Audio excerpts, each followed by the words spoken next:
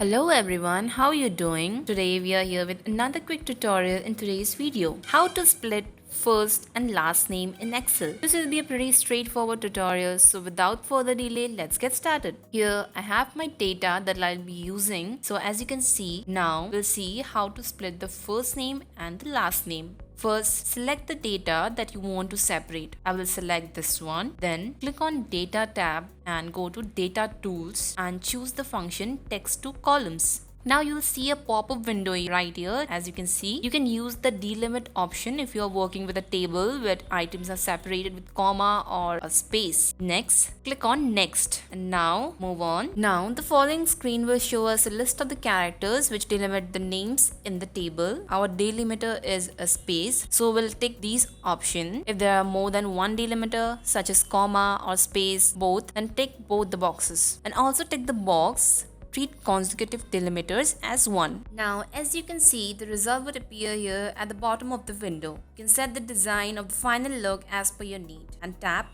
Next. On the last screen, you can adjust formatting, which will keep set to general now. Last, but the very important thing is to set the destination. Here, you can specify the location where Excel should place the separated names. If you don't change anything about the default value in destination, Excel will be placing the separated names starting in the cell A2. That would override the original information and we will lose it. Since we want to keep the original data, we'll specify the cell B2 to be the location where Excel should start placing the separated names.